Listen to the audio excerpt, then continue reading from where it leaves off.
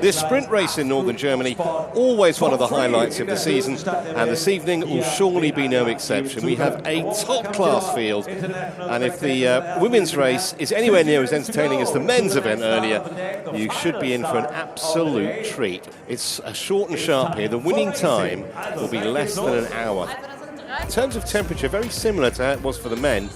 Low 20 centigrade, around about 70 Fahrenheit, but the key thing is that it's not raining. It rained very heavily during that men's race, but so far it's dry. Let's hope it stays that way. Well, Rosa Tapia, who's the 27-year-old, third overall, she's made a really solid start to the season. Top 5 in Abu Dhabi, 7th in Yokohama, just outside the top 10 in Alghero. Maybe a bit disappointing in our home World Cup in Watelco a few weeks back, but could be a player here. There's Cassandre Beaugrand wearing number 12.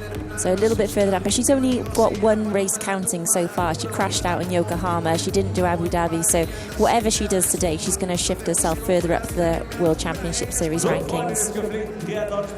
A bit further down, which is confirmation that Kate Woff is going to be way down the list alphabetically because she's only been in one race so far. But we know the kind of quality that she will bring to proceedings. Gina Serino racing for the States, as indeed is Erica Ackerland.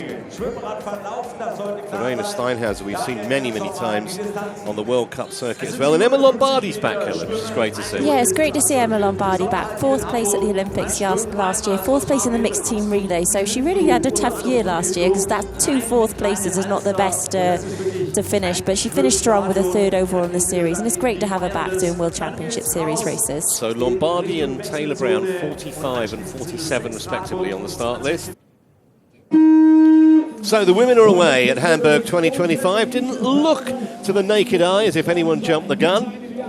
And we have a stacked field here, 55 of them, and some of the biggest names in the sport. So there's a lot of strong swimmers in the field. I mean, you're looking for number 12, Cassandre Beaugrand. That's just her above with the silver hat. Jeanne Lehane had a great swim in Yokohama. She has that ability to have a good swim. How much will the medal that Seregni won in Alghero boost their confidence, Helen? Because it must be a huge game changer, surely. Yeah, I think so. And if anyone's followed the World Cup series, so you know how good a swimmer she is. She's absolutely dominant. She's come out of swims with 30 seconds. And it always takes a little while for those athletes, the younger athletes coming through, to really execute their ability at a World Championship Series level, where the standard is so much higher. So although this is a sprint distance, it's going to be harder to establish that gap because quite often the second lap of the swim is where we see the big gaps open up. So this tunnel is pitch black. It's 40 metres long. And if you're in a group that's like 5 or 6 wide, then there can be real problems. I've seen it so many times. Not that it bothers those at the front because they're single file. So they're only a few seconds now from coming out of the water. Here they come, 9 minutes and change. Seregni, Tersch, and we're expecting to see Cassandre Beaugrand momentarily. But she's going to be about a quarter of a minute behind here, I think. And Jeanne Lehane, great swim for her. With Beaugrand chasing, but the two leaders are about to get on the bikes. Leonie Periault coming out in 10th as well. Great swim from her. She is in fantastic run shape, but has maybe missed the group a few times, but she's in touching distance of the main pack here. That's Lisa Tersch. You could hear the crowd screaming out her name. Not sure where Seregni's gone. I mean, in the past, she hasn't been the strongest athlete on the bike. We have seen her get dropped from various groups. But so this might be a tactic. It's like, right, I don't have the ability at this point in my career to go, a 2 up down the road. So I'm just going to ease up. I'm going to sit back, wait for that group. They're not too far behind me. I think she may be a little surprised to be all by herself, especially because she came out the water with Seregni. But I look back and she won't be able to see too much. No, and she's just using this opportunity as well. You can see the roads have dried out a little bit. Yeah. Now this is one of the tight corners here. We saw the men super cautious earlier when it was wet, but now those roads are dry, so to carry a little bit more speed through there. So Tersch is going to come through on her own to complete that one, but you can see how much that initial 20-second lead has evaporated. She's basically the length of transition clear. So they've got on to Tersch now. And we've got a big group of women here. Yeah, it is really big, and it's probably going to get bigger because as they've caught Tersch, this front group may sit up slightly, which means any athlete that's, you know, a second or two back further down the line might be able to close down that gap. So it's about to get even bigger. And the next time that we get an official timing, we'll be able to see what the gap is between that large group in the front and those chasing behind the four. And here's our chase group. So Tilda Manson just at the back of that one. There's Sophie Lynn as well. Her first World Championship Series race since the Olympics. It looks like, yeah, the chase group is about to join the front group, which makes this a huge pack. So Beaugrand on the front as they come round this turn. Yeah, there's Georgia Taylor-Brown just leading them up. So not the best one from Georgia Taylor-Brown, but she's been on this chase group and done a huge amount of work to get them back to the front. And Taylor-Brown is so technically good as well. I mean, Leonie Periault's in this group, so it's going to be great to see her against Cassandre Beaugrand because Periault's been running fantastically. She's had the top run split in Alghero, where she finished 4th. She raced the French Grand Prix just a couple of weeks ago. Jeanne Leher won, but again, Leonie Periault was one of the fastest runners. So to see her in the front group and have that opportunity to show off how well she's been running, if everything stays as it is, it's going to be a really interesting run battle. Tersch and Lombardi was right up there, along with Woff and Matthias. You knew Beaugrand wasn't going to be far away. Now, what about the transition from Tersch? 1 shoe, 2 shoes, helmet off, perfect. Beaugrand's away. Her transition was excellent also. Potter's struggling with her shoe a little bit. She's a bit further down than she would have liked. So Beaugrand pulled back a few seconds and already. You just knew, didn't you? You just knew. Statement of intent in the first few hundred metres from the Olympic champion. There's Leonie Periault. So this is what I thought could happen. She has been running fantastically. This is not in the script.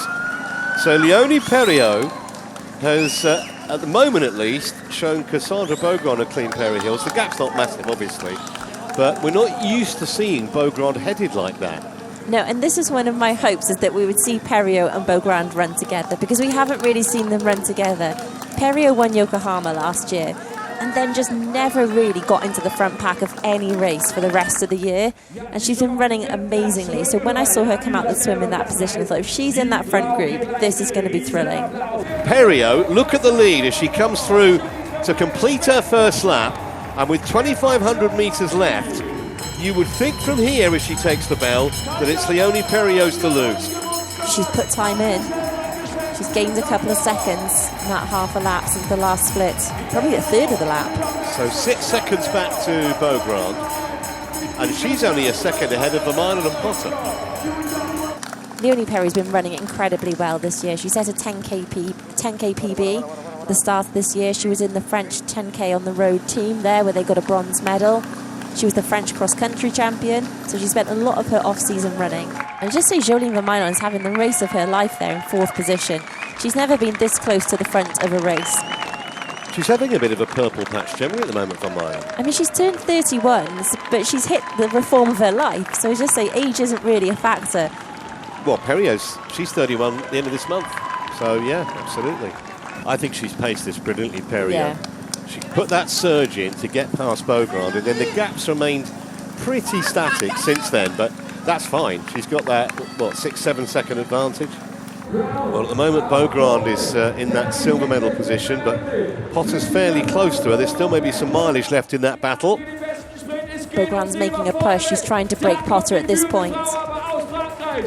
Potter has to hang tough if she wants to get that silver medal. Beaugrand's got a little bit of daylight, but they're not going to get to Leonie Periault, either of them. This has been a fantastic display from the French woman. Produced that surge on the first lap to get past Cassandre Beaugrand, and she's never looked like coming back to the Olympic champion. Leonie Periault wins in Hamburg. That is a phenomenal display. The Olympic champion and world champion Beaugrand has to settle for second, and Beth Potter, so consistent, yet another podium. The Scot gets the bronze. And Vermeulen's going to get a very creditable fourth as well. That is the result of her life. Tilda Manson 5th as well. Best ever result, yeah, for her. Kate Woff. I mean, what an impressive result. Then Leher. Lombardi in the top 10.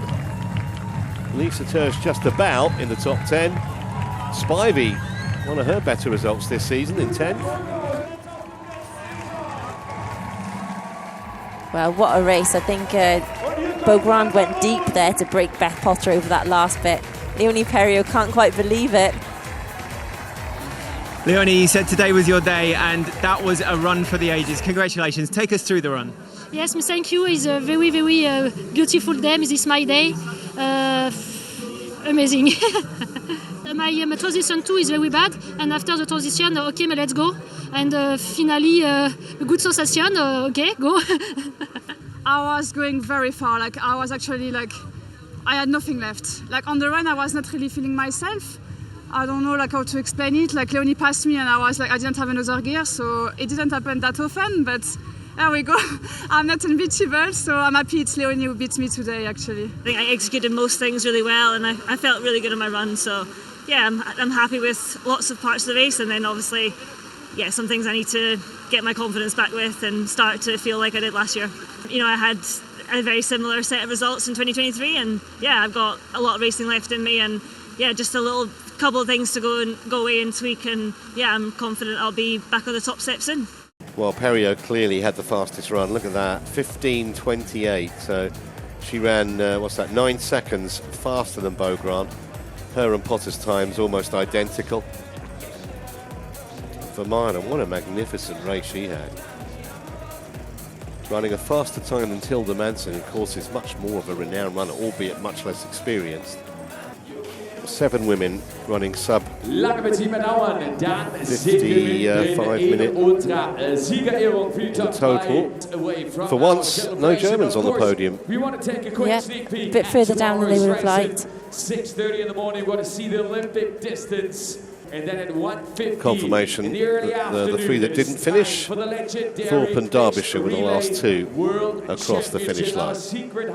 Beth Potter! So yet another medal for the ultra-consistent Scot, who has now taken over at the top of the World Triathlon Championship Series standings. Cassandre Beaugrand! So another huge point-scoring mission for the world Olympic champion.